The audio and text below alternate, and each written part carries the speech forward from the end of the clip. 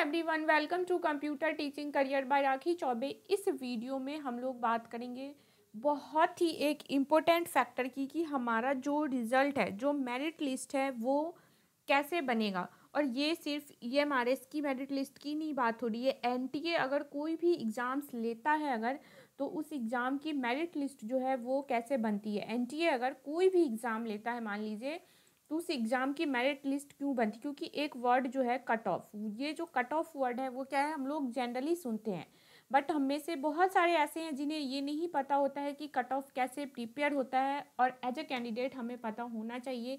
अभी हम लोगों का ये स्टार्टिंग है तो बहुत सारे एग्ज़ाम्स देंगे, जानते हैं पहले कि ये कट ऑफ जो है वो बनेगा कैसे। इससे पहले एक बार मैं आप लोगों को फेजेस डिस्कस कर देती हूँ कि कौन से फेजेस हैं जो ईएमआरएस मतलब जो एनटीए है वो यूज करके और आपका मेरिट लिस्ट बनेगा। तो देखिए, जो हमारा मेरिट लिस्ट बनेगा वो सबसे पहला है, उसमें कैलकुलेशन होगा किसका, रॉ स्कोर का। मान लीजिए एज अ कैंडिडेट हमने क्या किया, एग्ज़ाम्स दे दिया, एग्ज़ाम दे के अगर आ गए, एग्ज़ाम्स के बाद का जो प्रोसेस है वहाँ से लेके और मेरिट लिस्ट तक के प्रोसेस को इसमें कंप्लीट में डिटेल में डिस्कस करेंगे, ठीक है। वैसे मैं आप लोगों को बता दूं, ये सारी चीज़ें जो भी मैं अभी आप लोगों को बताऊंगी यहाँ पे, ये हर चीज़ क्या है, आपके ऑफिशियल जो इन्फॉर्मेशन बुलेटिन है आपको वहाँ पे ये इन्फॉर्मेशन अवेलेबल है।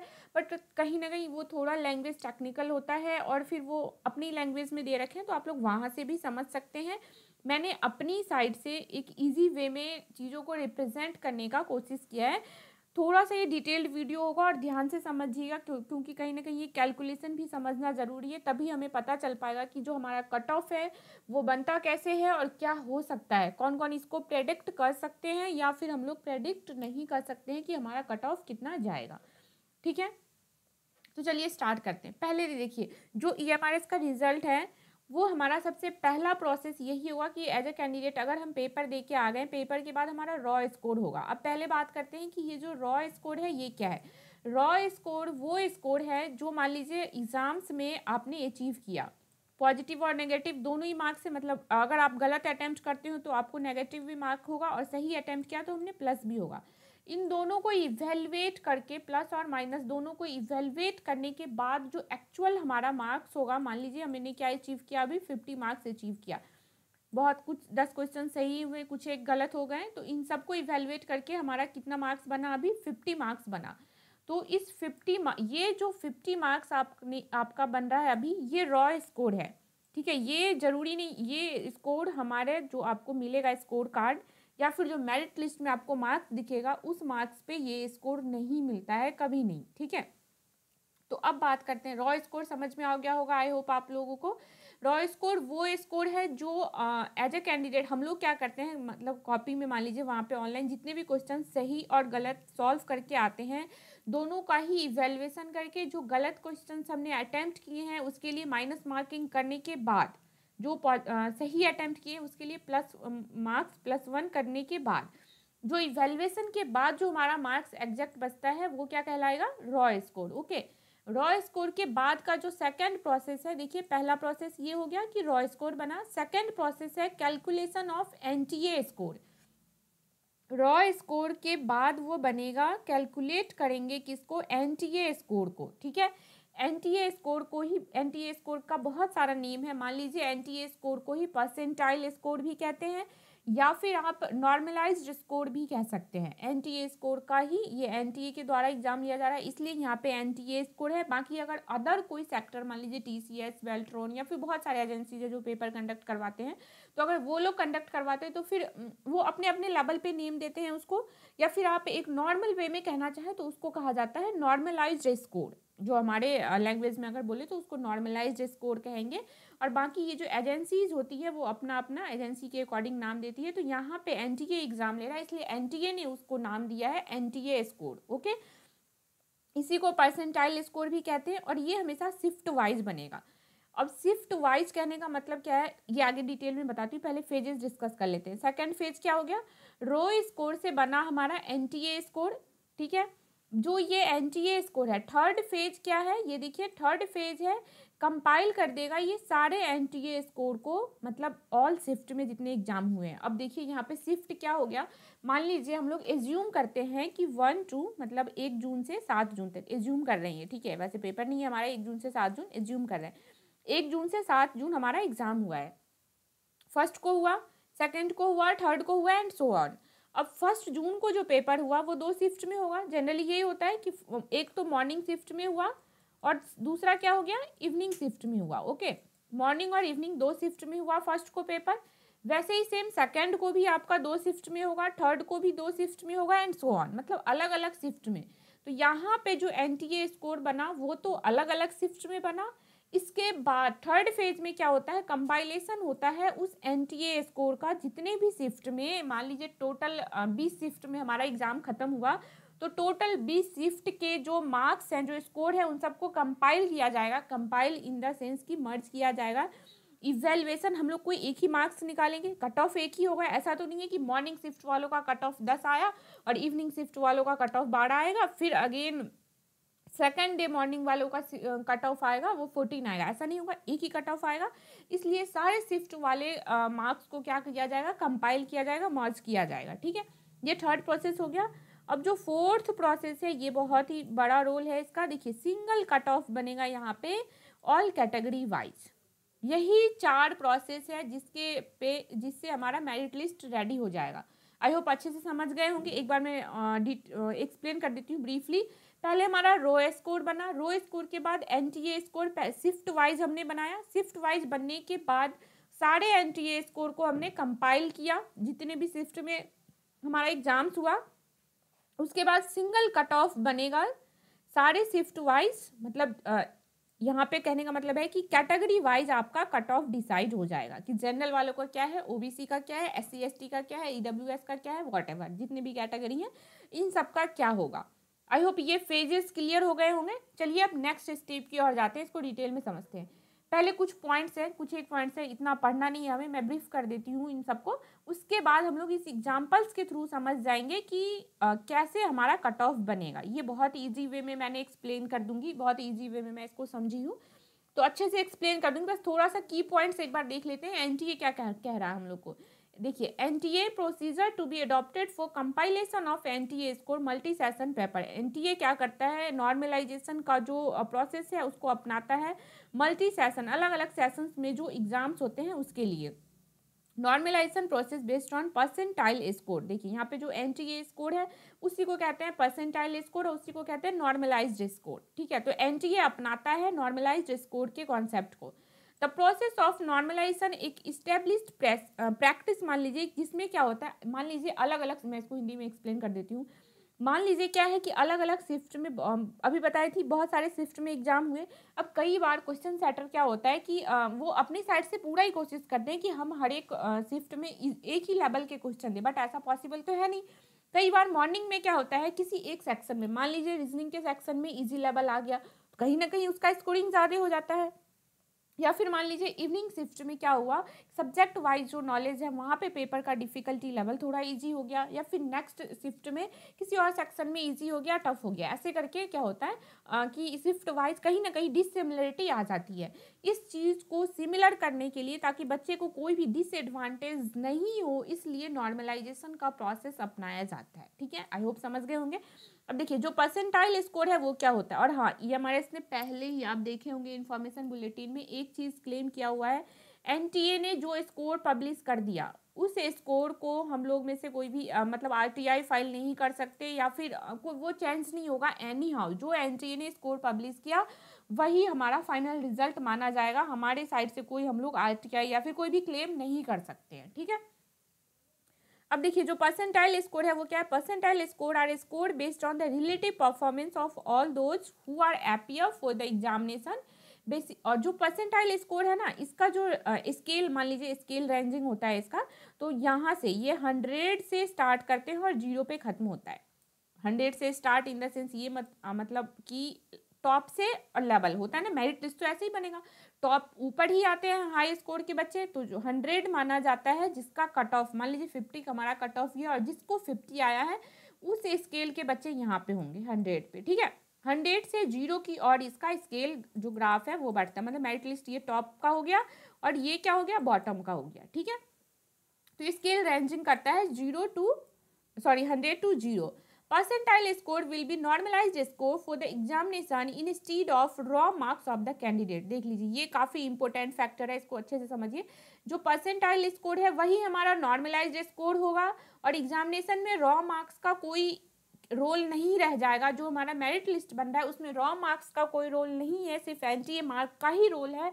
रॉ मार्क्स सिर्फ और सिर्फ तब तक इवेल्युएट किया जाएगा जब तक कि हमारा एनटीए स्कोर और परसेंटाइल स्कोर नहीं बन जाता है, ओके।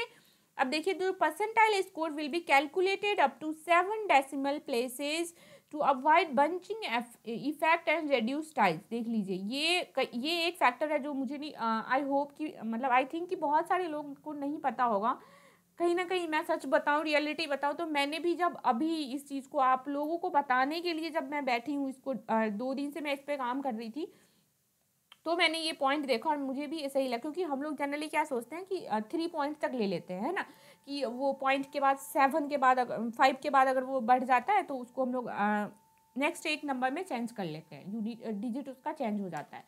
बट ये देखिए, यहाँ पे जब स्कोर कैलकुलेट किया जाता है नॉर्मलाइजेशन में, तो 7 डेसिमल प्लेसेस तक लिया जाता है। क्यों? क्योंकि टाइज ना हो, कोई इफेक्ट नहीं हो, अलग अलग मेरिट लिस्ट, मतलब समझ लीजिए मेरिट लिस्ट में 1.0000007, मतलब यहाँ तक हमारा जो मेरिट लिस्ट से हम लोग नीचे आ सकते हैं और हमारे सिलेक्शन नहीं होगा।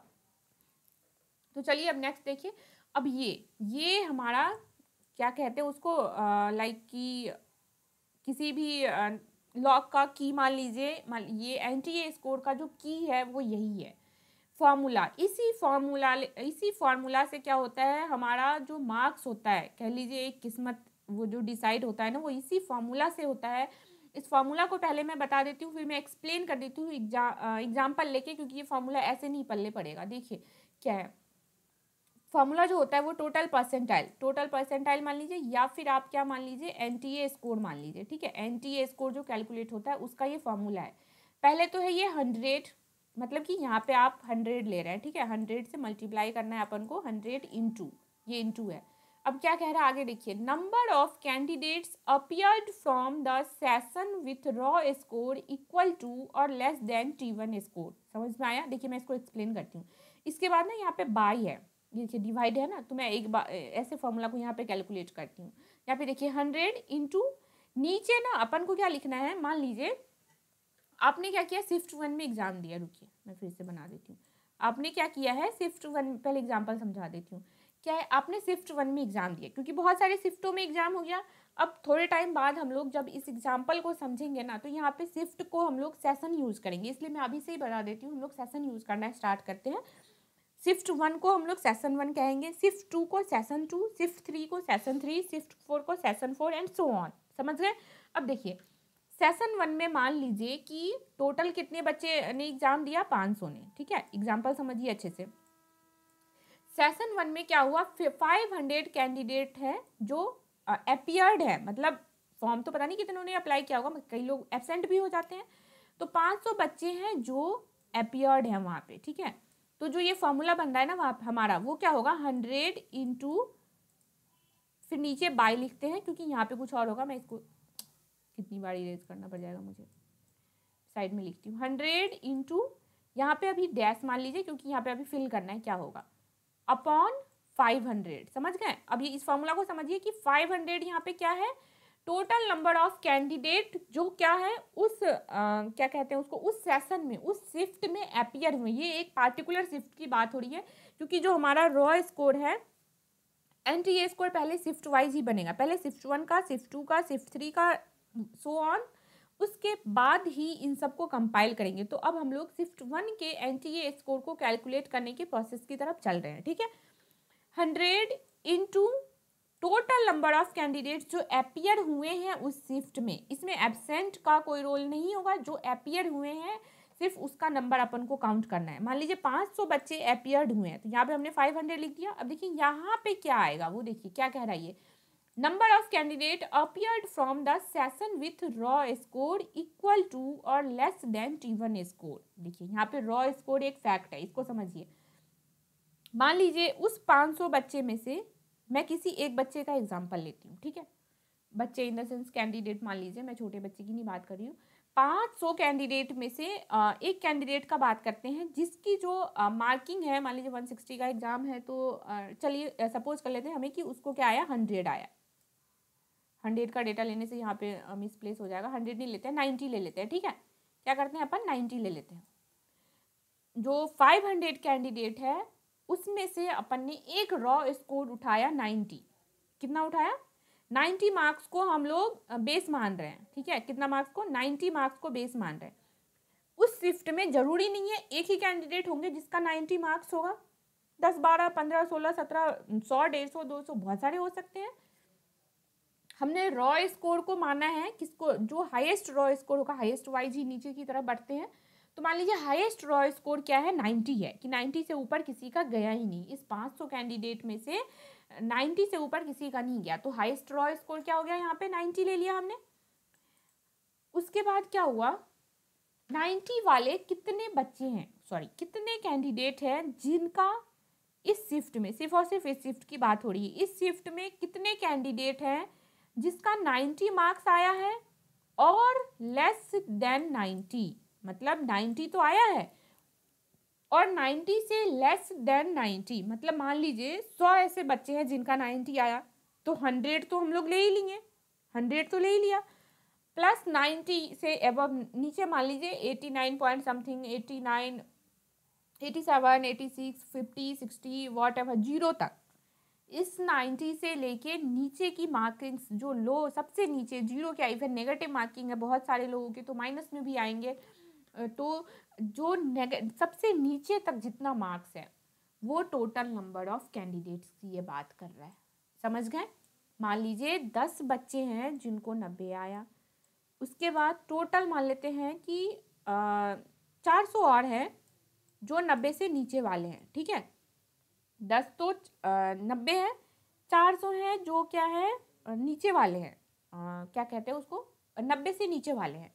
तो यहाँ पे जो नंबर हो जाएगा वो कितना हो जाएगा, 400 नीचे वाले और 90 वाले 10 है, तो टोटल कितने हो गए, 410। समझ गए, टोटल कितने हो गए, 410। अब इसको इवेलुएट करके जो मार्क्स आएगा, मान लीजिए मैं जूम करती हूँ, कैलकुलेट एग्जैक्टली डेटा नहीं है यहाँ पे, तो मान लीजिए कि हम लोग सपोज कर रहे हैं यहाँ पे आ रहा है 80.00, एक सेकेंड, क्या आया, मान लीजिए मानते हैं कि 80.000123 अप टू 7 डेसिमल प्लेसेस तक आएगा, 3 4 5 6 7। ये हो गया एक बच्चे का NTA स्कोर, एक कैंडिडेट का ये NTA स्कोर कैलकुलेट हुआ। अभी समझ गए, ये फॉर्मूला मैं बेसिकली आप लोगों को समझाना चाह रही थी कि ये जो फॉर्मूला है वो कैसे होगा। 100 में देखिए 100 में आपको मल्टीप्लाई करना है number of candidate appeared from the session with the raw score. मान लीजिए किसी एक जो हाईएस्ट रॉ स्कोर है उससे नीचे फिर एक एक करके सारे बच्चों का इवेलुएट होगा। तो एक बच्चे जिसका रॉ, मतलब एक कैंडिडेट जिसका रॉ स्कोर मान लीजिए 50 है, तो 50 वाले जितने हैं उसके साथ 50 से नीचे वाले जितने हैं उसका टोटल नंबर ये पूछ रहा है। और अपोन में डिवीजन में क्या होगा, टोटल नंबर, उस शिफ्ट में जितने नंबर के कैंडिडेट अपीयर्ड हुए हैं वो, इन सबको इवेलुएट करेंगे कितने, 7 up to 7 decimal places. I hope ये फॉर्मूला समझ गए होंगे। चलिए अब आगे का प्रोसेस स्टार्ट करते हैं। ओके, देखिए ये क्या है, मान लीजिए एग्जाम्पल के थ्रू समझ रहे हैं। फेज 1 पे आना है। फेज 1 में क्या था, मतलब रॉ स्कोर आ गया। फेज 2 है कि रॉ स्कोर को NTA स्कोर में कन्वर्ट कर रहे हैं शिफ्ट वाइज। तो ये एक ही शिफ्ट का हम लोग एग्जाम्पल ले रहे हैं, पहला दिन है और शिफ्ट कौन सा है, पहला है, ठीक है। फर्स्ट डे का ही फर्स्ट शिफ्ट का बात कर रहे हैं और ऐसे ही टेबल चार्ट बनाया जाएगा NTA के द्वारा हर एक शिफ्ट के लिए। तो देखिए अब टोटल नंबर ऑफ कैंडिडेट की बात करते हैं शिफ्ट 1 में, तो वो 31426 है, ठीक है। मतलब 426 इतने कैंडिडेट अपीयर हुए हैं इस शिफ्ट में।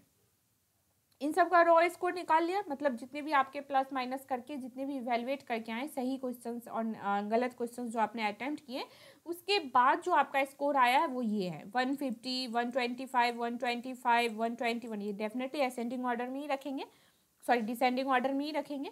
तो ऐसे ही क्या करना है, टेबल बन जाएगा। अब ये अलग अलग मैंने अलग अलग स्टूडेंट का यहाँ पे नेम भी होगा, टोटल चार्ट नहीं है ये, मतलब ये डेमो है सिर्फ आप लोगों के लिए। तो ऐसे करके रॉ स्कोर बन गया, ये रॉ स्कोर हो गया सबका, ठीक है। अब रॉ स्कोर को किस में कन्वर्ट करना है, एनटीए स्कोर या फिर परसेंटाइल स्कोर में। ओके, रॉ स्कोर तक हमारा फर्स्ट फेज था, अलग अलग आ गए। अब देखिए ऐसा सेम एग्जाम में भी होगा, डेफिनेटली बहुत सारे कैंडिडेट होंगे जिसका रॉ स्कोर सेम होगा, सेम वालों का सेम ही परसेंटाइल स्कोर होगा डेफिनेटली, उसी शिफ्ट में है। अगर आपके भी 150 है और मेरे भी 150 है तो आपके भी वही एनटीए स्कोर होंगे जो मेरे होंगे। तो अब एनटीए स्कोर निकालने का फॉर्मूला तो मैंने आप लोग को यहाँ पे बता दिया, 100 इंटू नंबर ऑफ कैंडिडेट्स जो अपीयर्ड हुए। अब देखिए 150 वाले कितने कैंडिडेट हैं, तो यहाँ पे 150 वाले कितने हैं, 2 हैं, तो 2 तो हमारा यहाँ से हो गया। और 150 से नीचे देखिए कितने कैंडिडेट आ रहे हैं, यहाँ तक है, तो जितने आ गए इनको ऐड कर लेंगे। इस टेबल के अकॉर्डिंग कितने हो गए, 1 2 3, ये तो मैंने एग्जाम्पल लिया, टोटल तो इतना है, तो ये टेबल तो काफ़ी लंबा होगा। तो मान लीजिए 2 ये और इससे नीचे का डेटा अगर ले लिया आपने तो 2000 ले लिया, तो कैसे हो गए 2002, 100 इंटू 2002 अपॉन में नीचे क्या आ जाएगा, देखिए मान लीजिए 100 इंटू 2002, मतलब 2002 यहाँ पे ले रहे हैं कि इस मार्क्स वाले से, मतलब कितना है ये 150 मार्क्स और उससे नीचे से, और डिवाइड में क्या आ जाएगा 31426, 31426 आ जाएगा, ठीक है। इसको इवेलुएट करके ये वाला जो स्कोर है अपना, ये स्कोर बन जाएगा।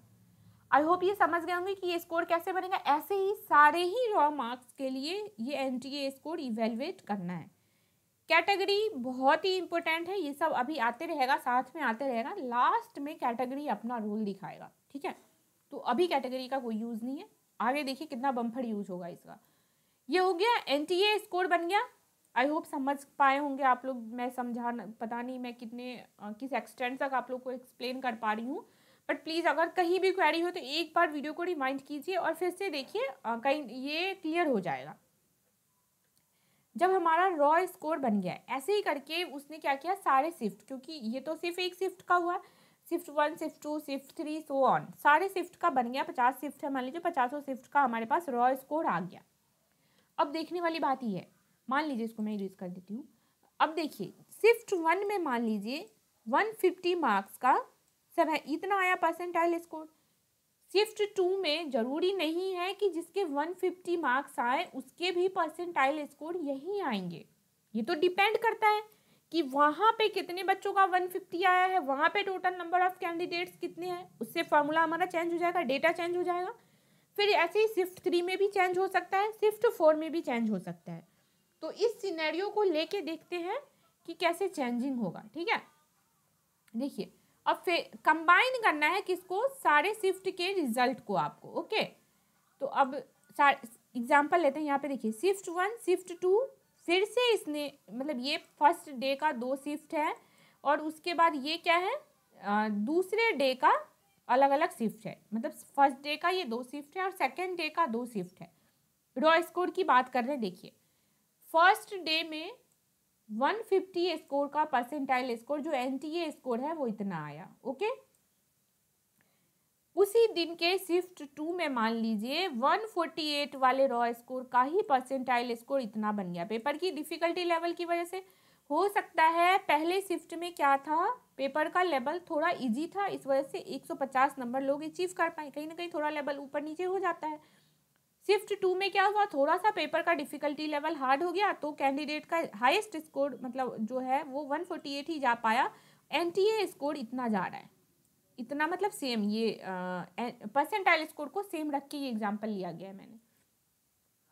डे 2 की बात कर रहे हैं तो क्या हो रहा है, 147 पे ही, मतलब उस बच्चे का कितना है 147 ही है और परसेंटाइल स्कोर इतना आ गया।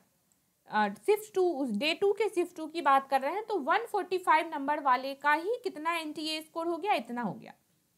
अब देखिए यहाँ पे इस केस में क्या होगा कि जब 150, 148, 147 और 155 ये अलग अलग मार्क्स हैं, बट परसेंटाइल स्कोर तो सेम है इन सब का। जब एनटीए को इवेलुएट करना है वो किसको मानेगा कट ऑफ के लिए, तो यहाँ पे वो 145 कट ऑफ होगा। समझ गए? आई होप, सॉरी ये कट ऑफ, आई होप समझ गए होंगे या नहीं समझे। यहाँ पे जो कट ऑफ है वो हो जाएगा 145।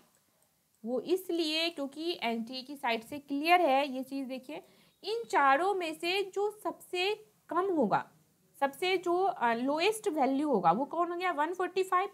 स्कोर सेम है, एनटीए स्कोर सेम है, बट हम लोग एनटीए स्कोर, ये जो नॉर्मलाइजेशन कैसे होता है इसमें ये समझिए और कट ऑफ समझिए, अच्छे से समझ आ जाएगा।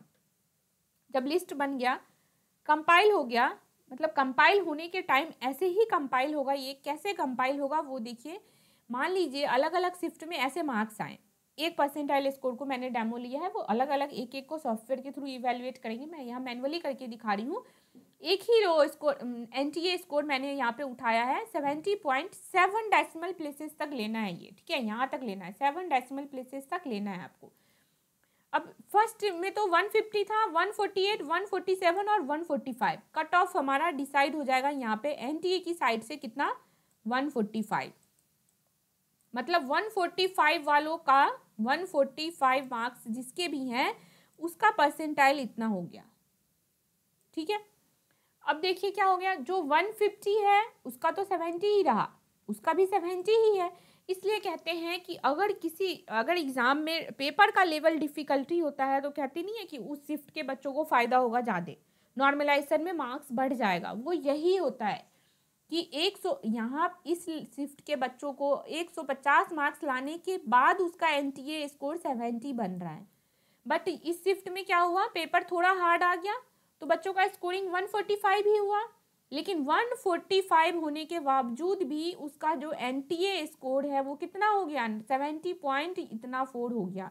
मतलब इस वाले कैंडिडेट को +5 मार्क्स मिले। वो हमें ना ही तो हमें ये एनटीए बताएगा कि आपको +5 मिले, +6 मिले। एनटीए क्या कोई भी एग्जाम्स होता है ना, तो वो आपको कभी एक्सप्लेन नहीं करते आपको प्लस इतना मिला, प्लस इतना मिला। ये हमें खुद को समझना है। जब आप अटेम्प्ट करके आ जाओगे क्वेश्चन तो खुद आइडिया लगा लेते हैं हम लोग कि हमारी ये मार्क्स है, और जब हमारा मार्क्स शीट आता है उसमें देखते हैं इतना है तो खुद इवेल्युएट करते हैं कि इतना हमें प्लस मार्क्स मिला है।